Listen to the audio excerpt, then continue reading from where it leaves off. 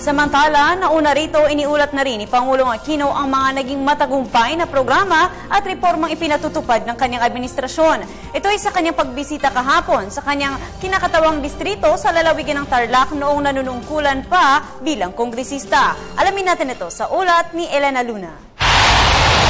Binalikan ni Pangulong Aquino ang dati ng distrito noong congressman pa siya sa lalawigan ng Tarlac sa kanyang pagpunta sa meeting ng mga lokal na lider at komunidad sa Bulwagang Kalayaan Covered Court sa Barangay San Fernando, Victoria, Tarlac. Sinabi ng Pangulo na ginawa niya ito dahil hindi niya kinakalimutan ang kanyang mga kababayan.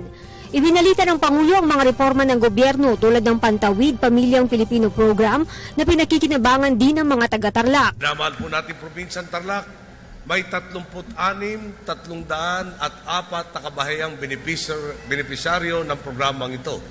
Gusto ko lang po ibalita sa inyo, ang target 31,991. Ibig sabihin po, lumampas na tayo sa target dahil talaga kailangan natin maabot ang mga nasa laylayan na lipunan sa lalong madaling panahon.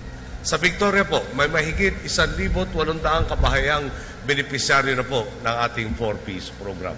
Sinabi rin ng Pangulo na sa target na 66,800 na classrooms ng DepEd ngayong taon, 600 dito ay para sa Tarlac. Naaabot din aniya ang Tarlac ng programang elektrifikasyon ng gobyerno. Sa kasalukuyan po, 7,200 na sityo na po sa buong Pilipinas ang naikabit na natin sa grid. Medyo malayo-layo na tayo doon sa tahak natin maubos yung 36,000 na yan. At bago hong zona, pagkaintindi ko po yung mas malaki pa maidadagdag natin dyan. Baka palapit na tayo sa gitna nung kailangan natin sa sitio electrification. Sabihin naman nyo, paano na naman yung Tarlac? 144 na sitio na tayong napapailawan, 25 dito sa Victoria. Ayon rin sa Pangulo, makikinabang ang Tarlac sa pagsusulong ng turismo ng bansa dahil halfway point ng mga biyahero ang lalawigang ito. Umaarangkada rin aniya ang tulong sa agrikultura ng lalawigan sa pamamagitan ng mga kalsada at irigasyon. May 12 farm-to-market roads sa tayong ipinagawa sa Capas, La Paz, Concepcion, Gerona, San Jose, Tarlac City at syempre dito po sa Victoria. May 19 na irrigation projects din tayong nagawa na kasalukuyang ginagawa at didilig sa mahigit 2,300 hektarya ng lupain sa mga bayan ng San Jose, Mayantok, Capas, La Paz, Paniquim, Moncada, Camiling, Concepcion at Tarlac City. Bibilis din ang biyahe sa lalawigan sa tulong ng Tarlac Pangasinan-La Union Expressway kung saan ang dating 3.5 oras na biyahe ay magiging 1 oras na lamang.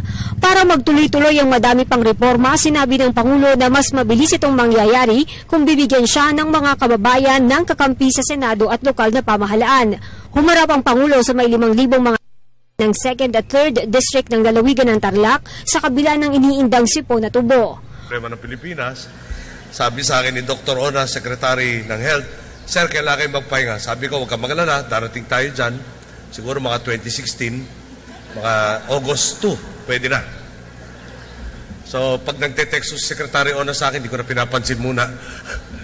Pero, sa totoo lang, maski ano pa ang pakiramdam ko, no? Pag kayo nandyan, no? Parang kumbaga yung baterya fully charged. No?